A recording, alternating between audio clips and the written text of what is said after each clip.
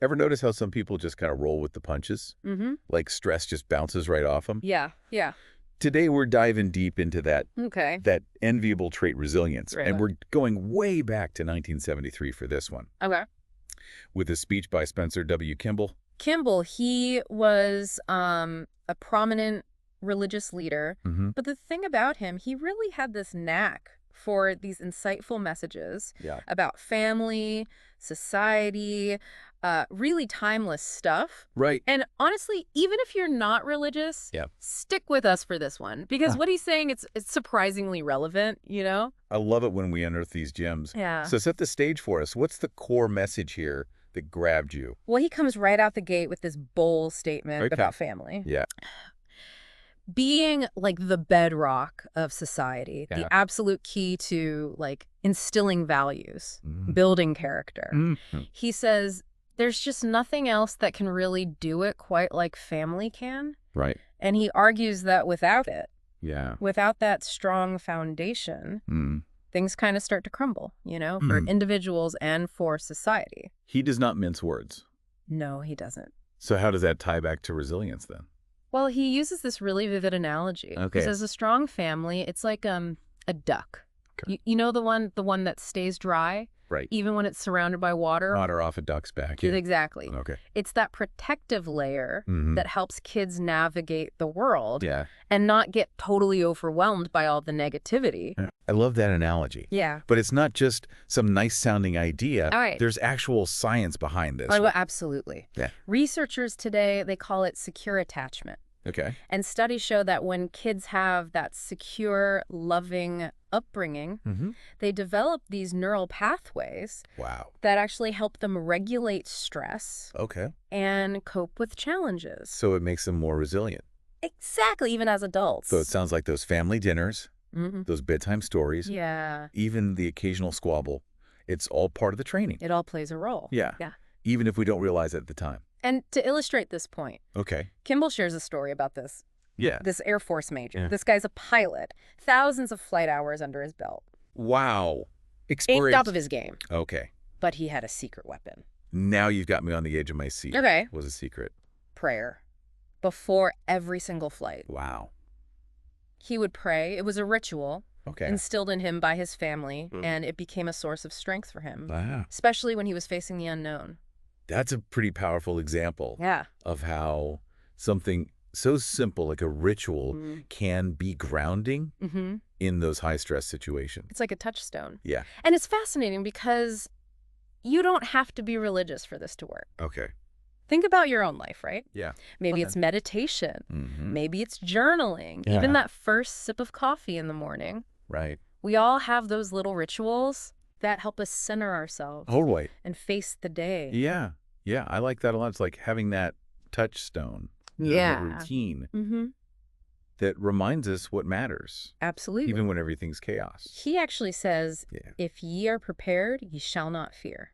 Oh, wow. And he really believes that Okay. that solid family life, that's the ultimate preparation. Wow. Okay. So that's a powerful statement. Yeah. But what does that look like in practice? Well, it's about Okay. it's about those everyday experiences Yeah. that might seem kind of small at the time, Mm-hmm. but they build resilience over time.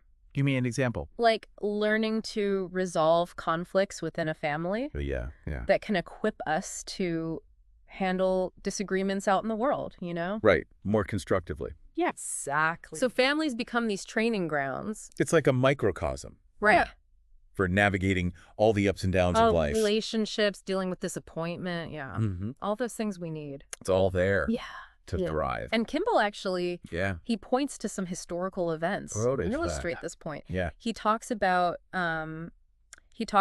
about the Dunkirk evacuation Okay. and the London Blitz Right. in the face of this just unimaginable adversity. Mm-hmm. He noticed the people who were coping Yeah. the best, Okay. you know, who had this like inner strength. They Mhm. often had something solid to hold on to, What's that? a sense of community, Yeah. shared purpose, Mhm. strong family ties. Oh, interesting. It's like we think about resilience as this like individual trait, Right. but it sounds like a lot of it comes from those close connections. It's huge. Yeah. Yeah. That sense of belonging. And to that point, Okay. Kimball tells another story. Okay, I'm ready. This one's about a young sailor All right. from Utah Okay. serving far from home during World War II. So, in the thick of it. Oh, yeah. Okay. And he wore 2 watches? 2 watches. 2 watches. That's a little excessive. I was going to say. Even for a sailor, right? Yeah, why 2? His buddies thought so, too. Okay. Like, why you got 2 watches on? Yeah. And he said the pocket watch. Yeah. That was his way of staying connected to his family. Oh, that's sweet. Back in Utah. Okay. Thousands of miles away. Okay, I see. He would look at it. Yeah. And he'd imagine them going about their day. Oh, that's beautiful. Having dinner. Yeah. Milking the cows. Just those comforting routines. Yeah. Those little routines. Like he had a piece of home with him. Exactly. Okay. That's what Kimball wants us to see. Okay. It wasn't about the time, really. It was Right. about feeling anchored Okay. to his family, Yeah. to their love, their routines, It's beautiful. even amidst all the chaos. Right. Makes you think about today. Yeah, Families spread out all over, Mhm. different countries, continents even. it's true. But that core need for connection. It's still there. Yeah, it is. Yeah, So how do we do that today? right. How do we recreate that Yeah. when families are spread out everywhere? It's a challenge. Yeah, it's not like we can all carry a pocket watch. Right, times have changed. Right. But that core need, Yeah, it's still there. it is. Kimball was a big advocate for family prayer. Okay. He saw that as a powerful way to connect. Yeah. But that abso- might not resonate with everyone today. Right, right. But the underlying idea yeah. is still relevant. Having those dedicated moments, Yeah, those yeah. rituals, like you said. Yeah, whatever brings the family together. Right, regardless of your beliefs. Exactly. What would be some examples today Oh, God. of those rituals? A weekly video call Okay. with family that lives far away. Yeah. Maybe sharing a meal together Oh, that's nice. over video chat, Yeah. catching up. Or maybe it's something like Yeah. watching the same movie every holiday season. Even if you're not in the same place. Exactly. Oh, I like that. Doesn't really matter what it is. It's those modern day rituals Yeah, that can be so powerful they really are. because it gives you that, It's that sense of continuity. right, shared history Exactly. that goes beyond. Yeah, beyond the distance. Yeah. And Kimball, Yeah. he highlights this Okay. with this story about Enoch. Okay, remind me who Enoch is again. Enoch, he was known for his righteousness. Okay. Like walked with God, according to scripture. Yeah. And he built a city. Okay. So righteous. Wow. It was taken up to heaven. Okay, impressive. But I'm guessing Right. the takeaway here is not to build a levitating city. Not quite. Yeah. Kimball uses him as an example Okay. to show that it's not just about individual happiness. It's bigger than that. Okay. When families Yeah. really cultivate those values, Okay. it ripples outward. So it impacts everyone. It affects communities, Wow. society as a whole.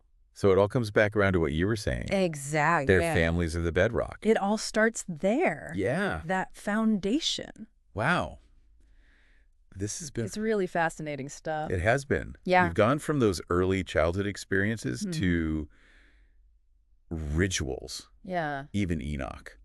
And we keep coming back to this idea of resilience. It's the common thread. It really is. Yeah. And you know what? Some of the specifics might feel a little outdated, Right.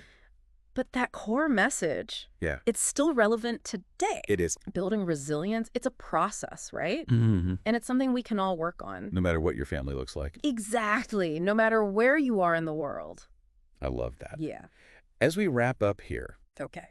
I have a question for you. Okay, shoot. For our listeners out there, Mm-hmm. what's one small thing Yeah. that you can do today Okay. to strengthen those bonds Yeah. and nurture that sense of resilience? I love it. Until next time, keep diving deeper.